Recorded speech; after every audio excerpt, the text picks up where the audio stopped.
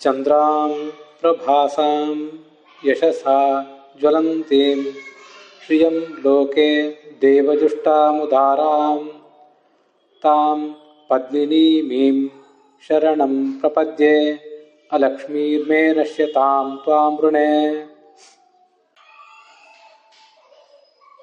ಚಂದಿರನ ತಂಪು ಹಿರಿಹೊಳಪು ಜಸದಿಂದ ಮೆರೆಯುವವಳು, ಸುರರು ಮಣಿದವಳು, ಜಗದಿ ಕೊಡುಗೆಯವಳು ಸಿರಿದೇವಿಯು. ಶರಣೆನುವೆ ಹರಿಯ ಜೊತೆಗಾತಿ ತಾವರೆಯ ತೊಟ್ಟವಳನು, ತೊಡೆದು ಹೋಗಲಿ ನನ್ನ ಬಡೆತನ ನಿನ್ನನೇ ಪೊಡಮಡುವೆ. ಇದು ಆ ಶ್ರೀ ಸೂಕ್ತದ 5ನೇ ಮಂತ್ರ ಮತ್ತು ಅದಕ್ಕೆ ಸಂಬಂಧಪಟ್ಟಂಥ ಗೋವಿಂದಾಚಾರ್ಯರ ಕವನಾನುವಾದ.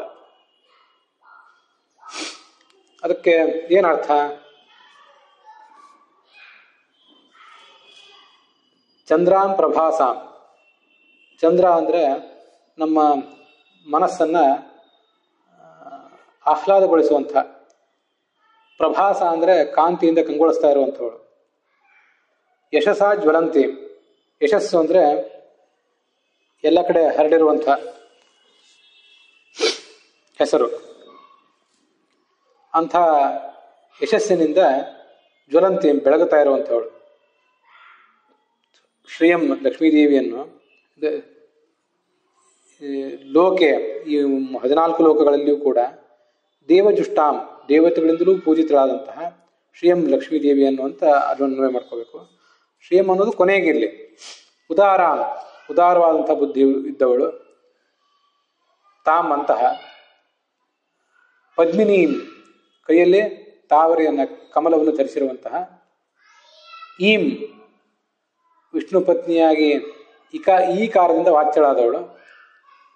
ವಾಚ್ಯಳಾದಂತಹ ಲಕ್ಷ್ಮೀದೇವಿಯನ್ನು ಅಂತ ಕೊನೆಗಿಟ್ಕೋಬೇಕು ಅದನ್ನು.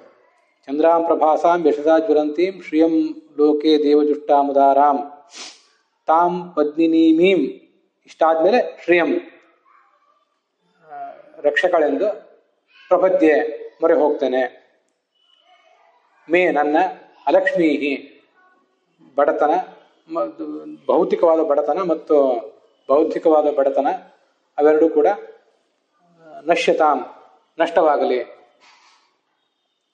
ತ್ವಾಂ ನಿನ್ನನ್ನು, ವೃಣೆ ನಾನು ಶರಣು ಹೋಗಿದ್ದೇನೆ ಅಂತ ಅದರ ತಾತ್ಪರ್ಯ.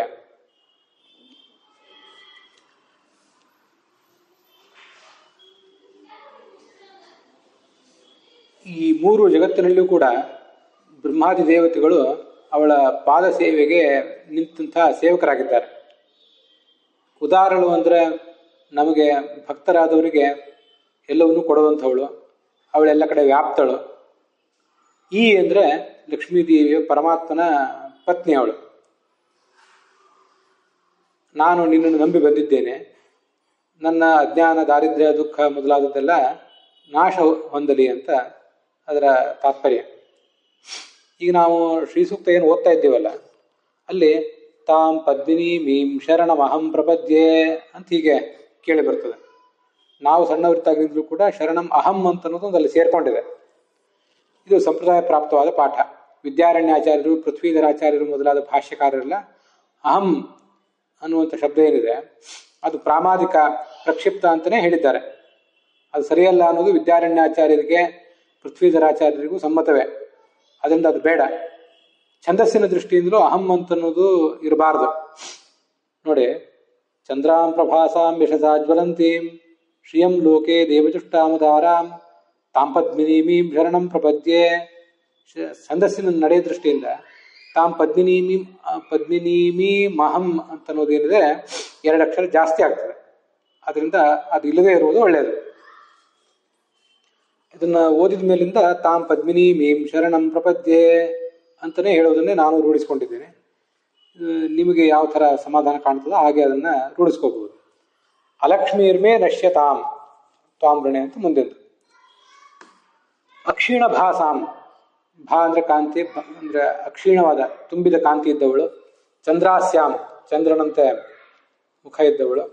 ಜ್ವಲಂತೀಂ ಯಶಸಾಶ್ರಯಂ ದೇವೇರ್ಜುಷ್ಟಾಮುದಾರಾಂ ಚ ಪದ್ಮಿನೀಮೀಂ ಭಜಾಮ್ಯಹಂ ತ್ವಾಂ ವೃಣೆ ತ್ವತ್ಪ್ರಸಾದೇನ ಮಮ ಅಲಕ್ಷ್ಮೀರ್ ನ ವಿನಶ್ಯತು ಅಂತ ಇದು ಅದರದೊಂದು ಶ್ಲೋಕ ರೂಪ. ಅದನ್ನು ನಾವು ಈ ಹಿಂದೆ ಕೆಲವು ಕಡೆ ನೋಡಿದ್ದೀವಿ. ಉದಾರ ಅಂದರೆ ಭಕ್ತಾಭೀಷ್ಟಳಾದವಳು, ಎಲ್ಲಕ್ಕಿಂತ ದೊಡ್ಡವಳಾದವಳು, ಸರ್ವಗತಳಾದವಳು ಅಂತಲೂ ಅದಕ್ಕೆ ಅರ್ಥ ಆಗ್ತದೆ. ಉದಾರ ಅಂದರೆ ಉದಾರ ಬುದ್ಧಿ ಇದ್ದವಳು ಅಂತ ಮಾತ್ರ ಅಲ್ಲ, ಉದಾರವಾದ ಮನಸ್ಸಿದ್ದವಳು, ಎಲ್ಲವನ್ನು ಭಕ್ತರಿಗೆ ಕೊಡುವಂಥವಳು ಅಂತ ಮಾತ್ರ ಅಲ್ಲ, ದೊಡ್ಡವಳಾದವಳು, ಸರ್ವಗತಳಾದವಳು, ದೇಶತಃ ಕಾಲತಃ ಎಲ್ಲರಿಗಿಂತಲೂ ದೊಡ್ಡವಳು, ಭಗವಂತನಂತೆ ವ್ಯಾಪ್ತಳಾದವಳು, ಉಳಿದವರೆಲ್ಲರಿಗಿಂತಲೂ ದೊಡ್ಡವಳಾದವಳು. ಇದು ಉದಾರ ಅಂತ ಅನ್ನೋದಕ್ಕೆ ಅರ್ಥ. ಈ ಅಂತ ಅಕಾರ ವಾಚ್ಯನಾದವನು ಪರಮಾತ್ಮ. ಇವಳು ಈ ಶಬ್ದದಿಂದ ವಾಚ್ಯಳಾಗಿದ್ದಾಳೆ.